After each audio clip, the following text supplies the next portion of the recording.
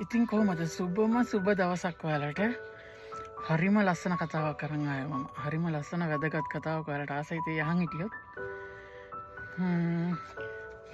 ඊගේ video එක කියන්න බැරුණා කොහෙන්ද උපුටා ගත්තේ කියලා. ඉතින් උපුටා ගත්තේ මේ දවස්වල ඔයාලා දන්නවා මම කියවන පොත.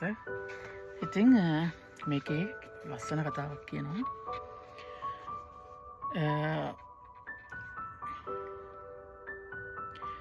ස්ටීව් ජොබ්ස් ගැන ඔබ අසා ඇති බවට සැකයක් නැහැ.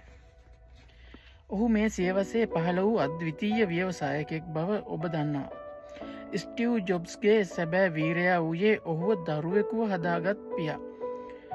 ස්ටිව්ගේ පියා සුළු පියා තමන්ගේ මුළු කාලයම වගේ යෙදෙව්වේ ඔහුගේ වෘතිය වූ ගෘහභාණ්ඩ සෑදීමට. ජොබ්ස් කුඩා කාලයේ සිටම දුටුවා තමන්ගේ සුළු පියා ඒ වෙනුවෙන් කළ කැපවීම. එහා මෙහා නොවෙන්න කැපවීම. ඔහු නිතරම දැව මැන්නේ ටක්කෙටම නිවරදිව. එක දශමයක්වත් එහා මෙහා නොවෙන්න ස්ටිව්ගේ පියා උනන්දු වුණා. මේ විදිහට වැඩක උපරිමය කෙරෙහි සිය සුළුපියා මේ තරම් වෙහෙස වන්නේ කුමටද කියලා ස්ටිව් ජොබ්ස් නිතර කල්පනා කළා.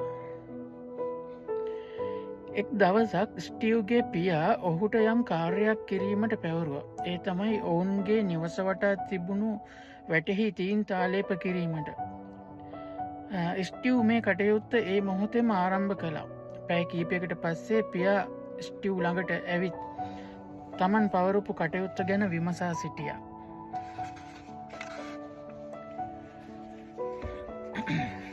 පොත තියාගන්නත් විදියක් නෑ. ස්ටිව් ඔයා වැටේ තීන්ත ගෑවද? ඔව් තාත්තේ. මම වැඩේ කළා බලන්න. තවරුණ ස්ටිව් තමන්ගේ පියාට පවසා සිටියා. පියා ඒ මොහොත්තේ ස්ටිව් කළ කාර්ය හොඳින් නිරීක්ෂණය කළා. පුතේ ඔයා ලස්සනට වැඩේ කරලා තියෙනවා තමයි, ඒත් වැටේ ඇතුල් පැත්තේ ඔයා තීන් තාලේප කරලා නැහැ. තාත්තේ වැටේ ඇතුල් පැත්තේ කාටවත් පේන්නේ නැහැ. ඉතින් ඇයි ඒක තීන්ත ගන්න කාලයයි ශ්‍රමයයි වැය කරන්නේ? ඔහු උත්තර දුන්නා. ඒ පිළිතුරට සිනාසී මදක් නිහඬව සිටි ස්ටිව්ගේ පියා මෙසේ පැවසුවා. ඔව්, ඒත් අපි එය කළ යුතුයි. එදා ස්ටිව්ගේ පියා ඔහුට කියා දුන්නේ අපූරු පාඩමක්. වසර ගණනාවක් ගත වුණා. ස්ටිව් ජොබ්ස් එයාගේ කණ්ඩායමත් එක් ඇපල් පරිගණකය නිර්මාණය කරමින් සිටියා. ඔහු තමන්ගේ කණ්ඩායමට මෙලෙස උපදෙස් දුන්නා. මේ පරිගණකය පිටතින් හරිම ආකර්ශනීය විය යුතුයි. එහි පෙනුම විශේෂ විය යුතුමයි. දකින කෙනෙකුට වව් කියලා කියවෙන්න ඕන හුරුබුහුටි නිර්මාණයක් අප කළ යුතුයි. ඒ වගේම එහි ඇතුළත යාන්ත්‍රික කොටස් ප්‍රියමනාප හා කලාත්මක විය යුතුයි. එවිට එම කණ්ඩායමේ සමහරු ස්ටිව්ගෙන් මෙසේ ඇසුවා. ස්ටිව්, කවුරුත් පරිගණකේ ඇතුළ ගලවල බලල පරිගණකයක් මිලදී ගන්නේ නැහැ. ඉතින් මොන කෙහෙල් මලකටද අපි පරිගණකේ ඇතුළත කොටස් කලාත්මක කරන්න වද වෙන්නේ? ඒ සමහරුන්ගේ ප්‍රශ්නයට ස්ටිව් වෙනස්ම පිළිතුරක් දුන්නේ මෙහෙම. ඔව්, ඒත් අප එය කළ යුතුයි. ඒ උත්තරය ස්ටිව් උපුටාගත්තේ සිය සුළු පියාගෙන්. ස්ටිව් ජොබ්ස් මෙයින් අපට කියා දෙන පාඩම කුමක්ද? අපි සිදු කරන සෑම වැඩකදීම එය පරිපූර්ණව ඉටු කරන්න අපි උත්සක විය යුතුයි. අපි කරන කාර්ය මතුපිටින් ලෝකයට පෙනෙන්න විතරක් කරලා බැහැ. අපේ පූර්ණ කැපවීම අවධානය ඒ කෙරෙහි යොමු කළ යුතුයි.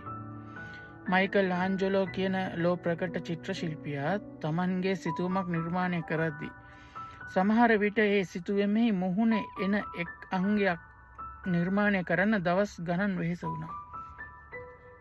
දවසක් ඔහුගෙන් රසිකයෙක් අහනවා මෙහෙම. ඔබ දැන් දවස් ගානක් තිස්සේ මේ මිනිස් රූපයේ තොලෙහි රේඛාවක් නිර්මාණය කරන්න වෙහෙසෙනවා. ඇයි මේ වගේ සුළු දෙයකට මේ තරම් වෙහෙස වෙන්නේ? එවිට සිනාසී මයිකල් ආන්ජලෝ මෙලෙස උත්තර දෙනවා. ඔව්, ඒ තොලෙහි සියුම් රේඛාව සමස්ත නිර්මාණයේ ගුණාත්මක භාවයට බෙහෙවින් බලපානවා. මම ඒ ගැන සැලකිලිමත්. මම මයිකල් ආන්ජලෝ උනෙත් ඔබ එහෙම නොවනෙත් ඒ කැපකිරීම නිසා. ඔබ ලෝකයේ බ්‍රෑන්් එකක් වීමට නම් අනකාට වඩා විශේෂ විය යුතුයි මේක ගොඩක් අවධානෙන් අහන්ඩ. ඔබ ලෝකයේ බ්‍රෑන්් එකක් වීමට නම් අනකාට වඩා විශේෂ විය යුතුයි. ඔබ කළ යුත්තේ හැමෝම කරන දේට වඩා වෙනස් දෙයක්. කිසියම් පරිපූර්ණ දෙයක් නිර්මාණය වන්නේ ඉතා සුළු දේ පවා නියමාකාරයෙන් ගොඩ නැගීම තුළින්. එකයාන්.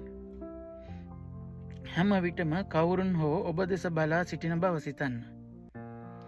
එබැවින් සෑම සුළු හා කුඩා දෙයක් ගැන පව අවධානයෙන් උනන්දුවෙන් සිතන්න. එක තමයි මම අද උපුටල ගත්ත කොටස ටිකක් දිග වුණාද මන්දා තින් හරිම වැදගත් මගේ හිතගත්ත කොටසක් තවත් එක හැම තැනම හිත්ගත්ත කොටස් තමයි තියන්නේ හකදාන්ඩ එකක් ඇත්තේම නැති තරම්. ඉතින් දවස සුභ වේවා. එහෙනම් වීඩියෝක හොඳයි නම් සබස්ක්‍රයිබ් කරලා තියාගන්න බෙල් අයිකන් එක ක්ලික් කරොත් නොටිෆිකේෂන් එක පටස් ගහලා එනවා. මේ වගේ වීඩියෝ නිතර බලන්න කැමති නම් අපිත් එක්ක එකතු වෙලාම ඉන්න. වීඩියෝ එක හොඳයි නම් ළඟම හිතවතුන්ට බලන්න ෂෙයා කරන්න. සුබ දවසක්.